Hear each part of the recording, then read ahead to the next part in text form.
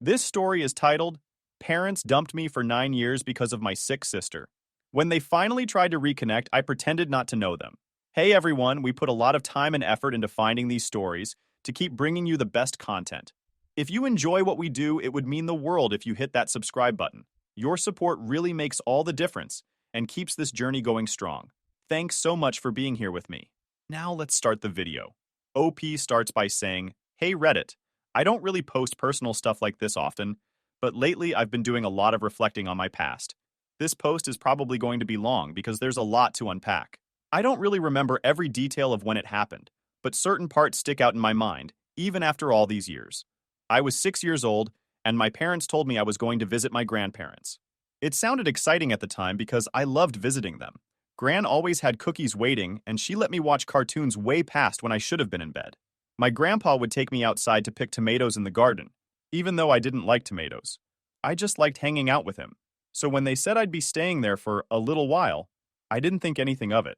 I remember my mom was really quiet that day. Quieter than usual. She hugged me before I left, but it didn't feel like her normal hug. It was stiff, kind of forced. My dad was rushing around like he had somewhere else to be. He barely said goodbye when he dropped me off. He didn't even come inside. He just kind of waved as he drove off. At the time, I thought maybe he was just in a hurry. It's funny how little kids don't see the bigger picture. I didn't realize I'd been abandoned. Not yet. At first, I kept asking Gran when my parents were coming back.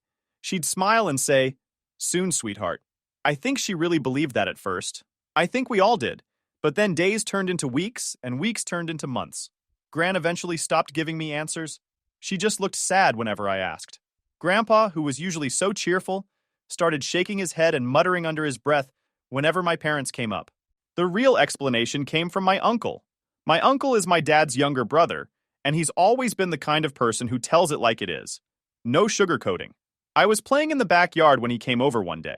He sat me down on the swing set and told me, as gently as he could, that my parents weren't coming back. Not for a while, anyway. They think it's best for you to stay here, he said. I didn't understand. Why would it be best for me to stay here? Why weren't they coming back? He tried to explain that my sister was sick and that my parents needed to focus on taking care of her. Even at 6, I knew that didn't feel right. Why couldn't they take care of both of us? Why couldn't I go back home? He didn't have answers for that, and I could tell he was mad at my parents, though he didn't say it outright. I remember crying that night. Not just crying, but sobbing. Like the kind of crying where you can't breathe. Gran sat with me on the couch and rocked me back and forth like I was a baby again. She didn't say much. She just let me cry it out.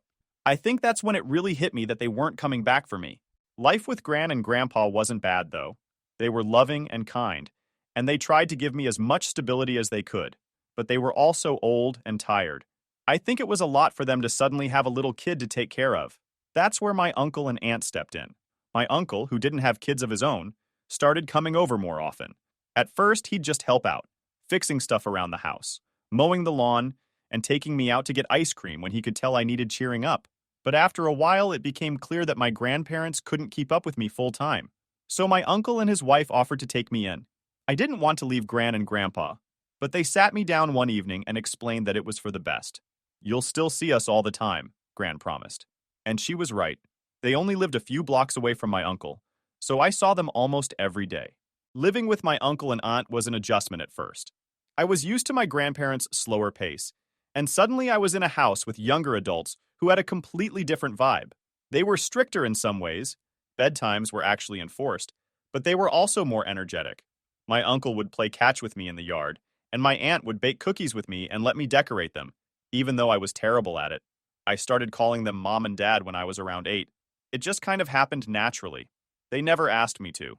They said I could call them whatever I wanted, but after a while, it just felt right.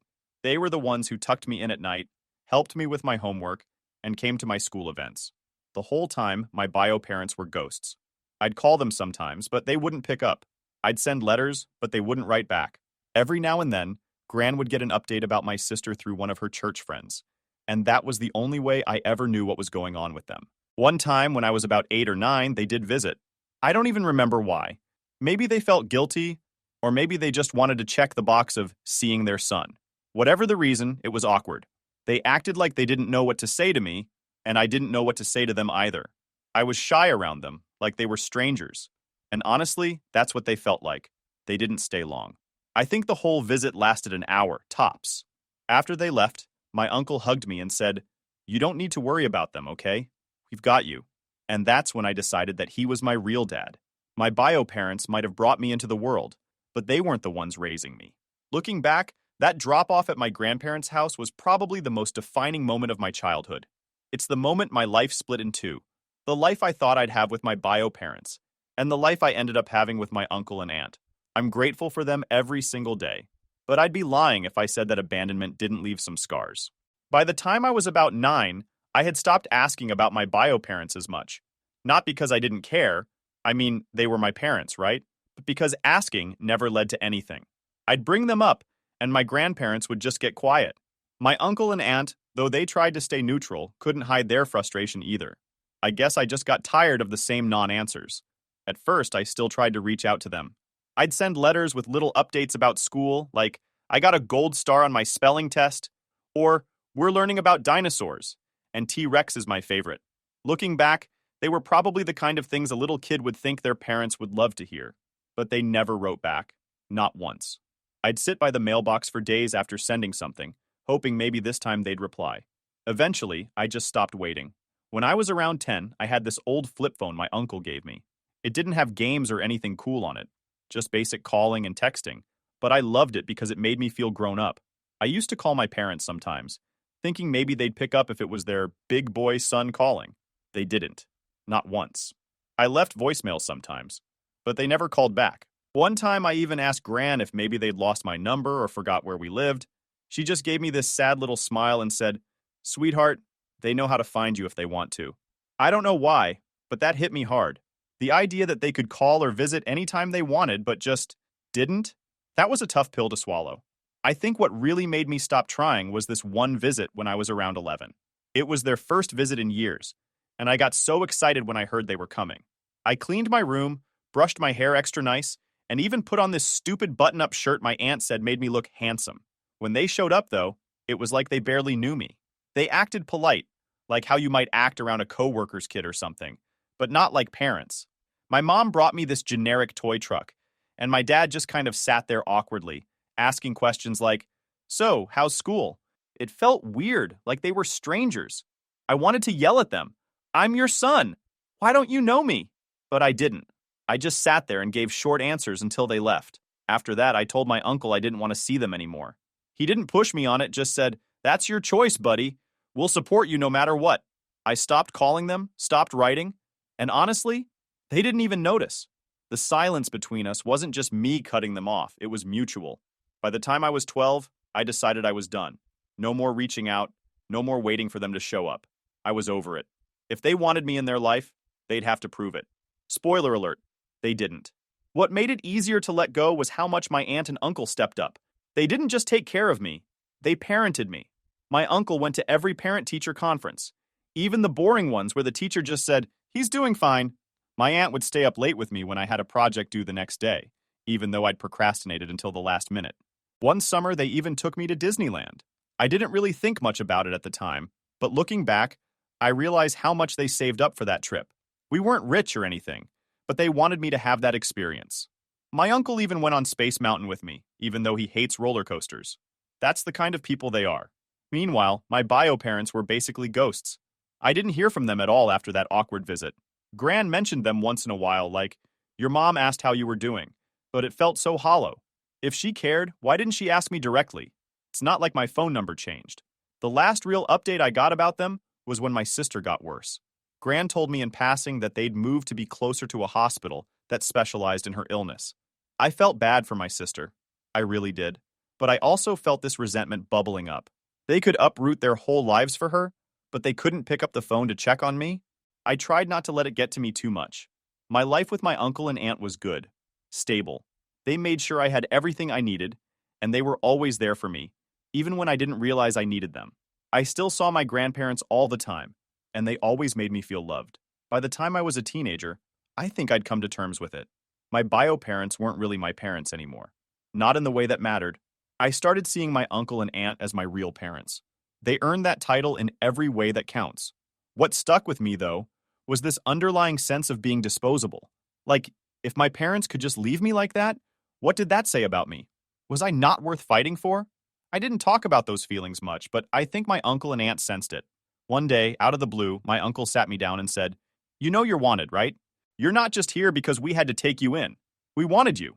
I didn't cry in front of him because, you know, teenage boys don't cry. But later that night, I did. I think that's when I stopped thinking of myself as the kid my parents left and started thinking of myself as the kid my uncle and aunt chose. It made all the difference. By the time I was 14, I had settled into my life with my uncle and aunt as my new normal.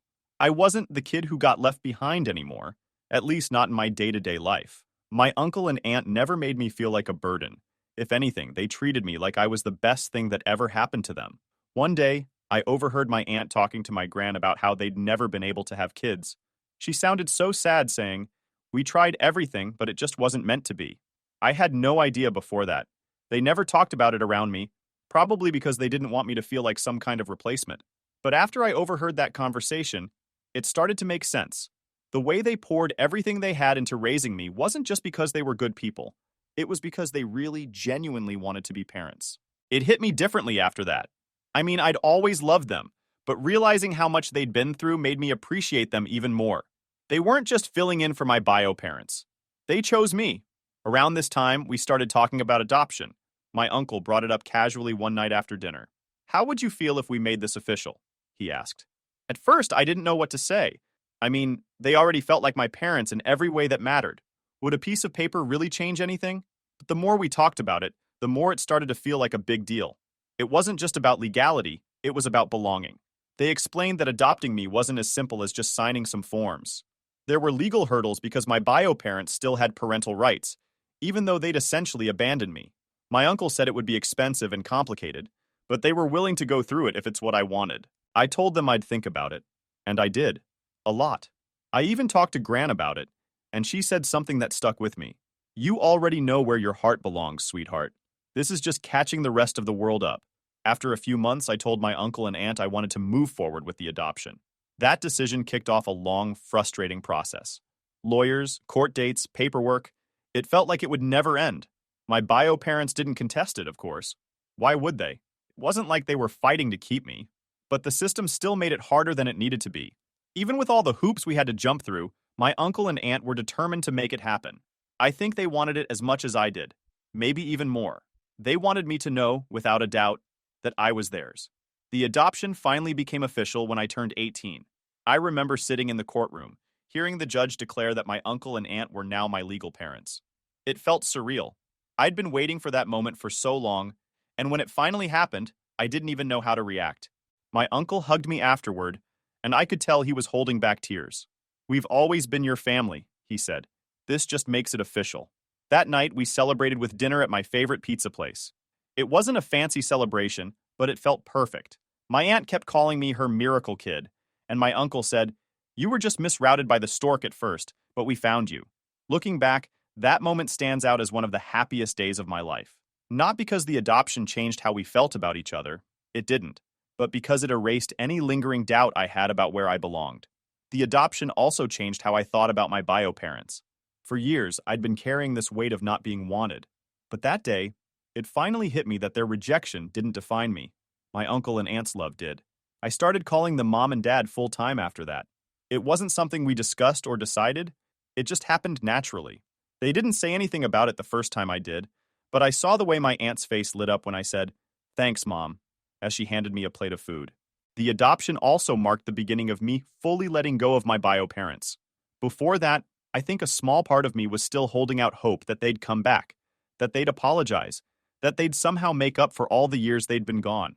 But after the adoption, I realized I didn't need that anymore. I already had everything I needed. Around this time, I started college. My new parents, it still feels weird calling them that even now, were my biggest cheerleaders. They helped me fill out my FAFSA, drove me to campus tours, and even bought me a new laptop as a graduation gift. When I moved into my dorm, my aunt cried, and my uncle pretended not to. College was a fresh start in a lot of ways. For the first time, I was surrounded by people who didn't know anything about my past. I didn't have to explain why I didn't talk to my bio parents, or why I called my uncle and aunt mom and dad. I could just be me. Of course, I still went home for holidays and long weekends. Every time I walked through the door, my mom, my aunt, but now officially mom, would have cookies waiting, and my dad, my uncle, would ask me about every single detail of my classes. They made sure I knew that no matter where I went or what I did, I always had a place with them. In a weird way, I think being adopted at 18 meant more to me than if it had happened when I was younger. By then, I fully understood what it meant. It wasn't just about being taken in, it was about being chosen. My uncle and aunt didn't just take care of me out of obligation, they went out of their way to make me part of their family. That's something my bio parents never did. I was 20 when my sister passed away. It was late November, right after Thanksgiving. I hadn't seen or spoken to her in years, so hearing the news hit me in a way I wasn't expecting. I didn't cry, but it was like a weight settled in my chest that I couldn't shake. Gran was the one who told me. She called one evening and said, "Sweetheart, I need to tell you something. Your sister passed away last night." Her voice was steady, but I could tell she was holding back tears. Gran had always stayed in touch with my bio parents more than I did, mostly because of her church circle. She'd hear updates about my sister through mutual friends, and sometimes she'd pass them on to me, but I never asked for details. I didn't know how to feel. Part of me wanted to grieve for her because she was my sister, but the truth is, I barely knew her. She was 14 when I was sent away, and by the time I was old enough to really remember her, I'd already been out of the picture for years. The memories I did have were faint, like flashes of moments we shared as kids. Playing tag in the yard, her braiding my hair for fun, even though I hated it, and her yelling at me for breaking her favorite doll. Those were the memories I clung to when I thought about her. But the reality was, she grew up without me, and I grew up without her. Gran told me the funeral would be in 2 weeks. She wasn't pushy, but I could tell she thought I should go. "It might give you some closure," she said softly. I told her I'd think about it. The next week, I wrestled with the decision. I didn't want to see my bio parents, but I also felt like not going would be wrong. My sister didn't deserve to be ignored just because I had problems with them. In the end, I decided to go, but I made it clear to my parents, through Gran, that I didn't want to talk to them. I showed up at the funeral late and slipped into the back row of the church. It was a small service, mostly family, and a few of my sister's friends. My bio parents were in the front, and even from the back, I could see how broken they looked. My mom kept dabbing at her face with a tissue, and my dad just stared straight ahead like he was in a daze. I didn't feel anything when I looked at them. No anger, no sadness, nothing. They were just two people I used to know. The service itself was short and quiet. The pastor talked about my sister's life, her strength, and how much she meant to the people who loved her. I sat there, feeling out of place. I didn't belong in that room, surrounded by people who knew her so much better than I did. When the service ended, I slipped out before anyone could stop me. I didn't want to get cornered by my parents or have some awkward conversation with relatives I hadn't seen in years. I just walked to my car and drove away. And drove. I thought that would be the end of it, but of course it wasn't. A few days later, my bio parents called my uncle. I guess they wanted to talk to me, but I told him to tell them I wasn't available. I didn't care what they had to say. They'd ignored me for years, and now they suddenly wanted to reconnect? It felt too convenient. Gran wasn't thrilled with my decision. She thought I should at least hear them out, but she didn't push me. She's always respected my boundaries when it comes to them. In the days that followed, I felt this weird mix of emotions. I wasn't sad for my parents. I couldn't be, after everything. But I did feel a sense of loss for the relationship I could have had with my sister. She was the one person who might have understood what I went through, and now she was gone. My uncle and aunt were amazing during this time, as they always are. My mom, my aunt, but she's mom to me now, kept checking on me, asking how I was feeling. My dad, my uncle, didn't say much, but he gave me these reassuring pats on the back whenever he saw me. They knew I wasn't grieving in the traditional sense, but they also knew this wasn't easy for me. What surprised me most was how much I thought about my sister after the funeral. I found myself digging through old photo albums, looking for pictures of us as kids. There weren't many, just a handful of us playing in the backyard or sitting together on Christmas morning. But those few pictures felt precious, like proof that we'd once been a real family, even if it was only for a little while. I also thought a lot about the life she must have had. Gran had told me bits and pieces over the years. My sister was strong, kind, and loved by everyone who knew her. She fought her illness with everything she had, and I respected her for that. But I also couldn't help but wonder if she ever missed me. Did she think about the little brother who got sent away? Did she feel guilty, even though none of it was her fault? I'll never know, and that's the hardest part. In the weeks after the funeral, my bio parents tried to reach out again. They sent a card through Gran, saying they wanted to talk. I didn't respond. I wasn't ready, if I'd ever be ready. The funeral didn't bring me closure, at least not the way Gran had hoped. If anything, it just brought up more questions. But it also solidified something for me. My parents and I were strangers now. They might have given me life, but they weren't my family. My family was the people who stood by me, who raised me, who loved me without conditions. Christmas was always a big deal for my family. Not my bio parents, of course. I'm talking about my uncle, aunt, gran, and grandpa. Ever since I started living with my uncle and aunt, they made Christmas special for me. Decorating the tree, baking cookies, blasting Christmas music. It was like something out of a holiday movie. For years, that was my Christmas tradition, and I loved it. This past Christmas felt a little different, though. It was the first one after my sister's funeral, and while I hadn't been close to her, the absence of her presence in the background of my life felt strange. My bio parents had tried to reach out to me a few times since the funeral, but I'd ignored every attempt. I figured they'd get the hint eventually. That night, I went to midnight mass with Gran, which was something we always did together. My aunt and uncle didn't usually come. They weren't really church people, but Gran loved the tradition, and I liked spending that time with her. It was one of those quiet moments where everything feels peaceful, and for a while it felt like the weight of everything that had happened was lifted off my shoulders. That peace didn't last long. About halfway through the service, I felt someone sit down behind us. At first, I didn't think much of it, but then I caught a whiff of my mom's perfume. It's funny how smells can trigger memories. For a second, I was a little kid again, sitting on her lap while she read me a story. But that memory was quickly replaced by anger. What were they doing here? I didn't turn around. I didn't want to see them, and I definitely didn't want to talk to them. I focused on the service, but I could feel their presence behind me the entire time. It was like they were trying to bore holes into the back of my head with their stares. When the service ended, I stood up to leave with Gran, but before I could take 2 steps, my mom was in front of me. "Hi, sweetheart," she said softly, like we were picking up a conversation we'd had yesterday. I froze. For a second, I didn't know what to do. Then without thinking, I said, "Sorry, do I know you?" Her face fell. I could see the shock and hurt in her eyes, but I didn't care. I was done pretending everything was okay. My dad stepped forward and said, "We're your parents." I shook my head. "My parents are at home," I said. Then I turned to Gran. "Are you ready to go?" Gran didn't say anything, but she gave me a little nod, and we started walking toward the door. My bio parents followed us, calling after me. "You really don't recognize us?" my mom asked. I stopped and turned around. "Oh, are you my dad's brother? I think I remember you from when I was little," I said, pretending to be confused. That was the final straw. My dad's face turned red, and my mom looked like she was about to cry. I felt a twinge of guilt, but it wasn't enough to make me stop. They had years to make this right, and they hadn't. Gran didn't say much on the way home. She just held my hand and squeezed it every now and then. I think she was proud of me for standing my ground, but she also knew how heavy the moment was for me. When we got back to the house, my aunt and uncle were waiting up for us. I told them what happened, and my uncle just shook his head. "They don't get to play the victim now," he said. "Not after everything." I went to bed that night feeling a mix of emotions. Part of me felt triumphant, like I'd finally stood up for myself in a way I never had before. But another part of me felt hollow, like maybe I'd crossed a line. A few days later, a letter arrived. It was from my bio parents. My aunt handed it to me with a look that said, "You don't have to read this if you don't want to."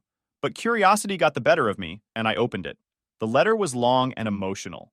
They talked about how hurt they were by my reaction, how they'd only ever tried to do what was best for me, and how they'd always be my parents no matter what. They asked for forgiveness, saying they wanted to start fresh now that my sister was gone. I didn't respond. I didn't know how to. My family was divided on what I should do. Gran thought I was justified in how I handled it. "They made their choice a long time ago," she said. "Now they have to live with it." Some other relatives, though, thought I was being too harsh. "They're grieving," one cousin said. "Maybe this is their way of trying to make amends." But to me, it felt like too little, too late. Where were they when I was 8 and scared and confused? Where were they at my school plays, my birthdays, my graduation? They had their chance, and they blew it. The thing is, I don't hate them. I don't think I ever could. But I also don't feel like I owe them anything. They made their choice, and I made mine. For now, I'm focusing on the family that's always been there for me. My aunt and uncle, who raised me when my parents wouldn't, and Gran, who never stopped loving me. They're the ones who matter. After Christmas, things went back to normal, or as normal as they could be. I returned to school, buried myself in studying, and tried to push the awkward encounter at midnight mass out of my head. But my bio parents weren't done. About a week into January, another letter arrived. This one wasn't just emotional, it was almost desperate. My aunt handed it to me like she was holding a bomb, her eyes full of concern. "You don't have to read this," she said gently. But I did. I felt like I had to, even if it was just to see what they had to say. The letter was long, several pages, handwritten in my mom's neat script. She apologized, over and over, for what they'd done. She explained that they'd been overwhelmed when my sister got sick and had made decisions they thought were best for everyone, even if those decisions hurt me. She said they'd never meant to abandon me, but they didn't know how to juggle everything at the time. It sounded like excuses to me. They didn't know how to juggle everything? Plenty of families deal with tough situations without throwing one of their kids away like an old toy. The letter went on to talk about my sister's final years, how hard she'd fought, how much she missed me, and how she'd always hoped we could reconnect someday. That part stung. I'd spent so much time being angry at my parents that I never really thought about how my absence might have affected her. But then the tone shifted. My mom started talking about how, now that my sister was gone, they wanted to rebuild our family. She wrote that they loved me and missed me and hoped I'd give them a chance to make things right. The last line hit me the hardest. "No matter what you say or do, you'll always be our son." I put the letter down and stared at it for a long time. Part of me felt like they were trying to manipulate me, using my sister's memory to guilt me into forgiving them. But another part of me wondered if they really meant it. I didn't know what to do. I showed the letter to my uncle and aunt, who read it together in silence. When they finished, my uncle said, "It's your call, kiddo. But whatever you decide, we're here for you." Gran had a different take. "They made their bed, and now they want to unmake it because it's uncomfortable," she said. "Don't let them guilt you into anything you're not ready for." The thing was, I wasn't sure what I was ready for. On one hand, I didn't think I could ever forgive them for what they'd done. On the other hand, cutting them off completely hadn't made the hurt go away. For weeks, I carried that letter around with me, rereading it whenever I had a spare moment. I tried to imagine what it would look like to have a relationship with them again. Would it be awkward and forced? Or could we actually rebuild something meaningful? Eventually, I wrote them a response. It wasn't long, just a couple of paragraphs. I told them I appreciated their apology but wasn't ready to forgive them. I said I needed more time to process everything, and that I'd reach out if and when I was ready to talk. I didn't tell them I loved them. I didn't call them mom or dad. I just signed it with my name. When I sent the letter, I felt a strange mix of relief and sadness. Relief because I'd finally said what I needed to say. Sadness because I knew it wasn't the happy ending they were hoping for. A few weeks later, my mom wrote back. Her letter was shorter this time, but the tone was different. It felt less desperate, more understanding. She said she respected my decision and would wait as long as it took for me to be ready. She didn't push or guilt trip me. She just said she loved me and wanted me to be happy, no matter what that looked like. I haven't responded yet. Maybe I will someday, but for now, I'm focusing on the people who've always been there for me. My aunt and uncle, my real mom and dad, have done more for me than my bio parents ever did. They gave me a home, a family, and a sense of belonging. That's something my bio parents can't take away, no matter how much they try to reconnect. Gran says I handled the situation with more grace than she would have. "You're a better person than me, sweetheart," she said with a little laugh. I would have told them where to stick it. Maybe she's right. Maybe I am too soft. But I like to think that setting boundaries while leaving the door open just a crack isn't weakness. It's me taking control of the situation on my own terms. For now, I'm at peace with where things stand. My bio parents might always be a part of my story, but they're not the whole story. The family that raised me, loved me, and chose me, that's my real family. And that's all I need.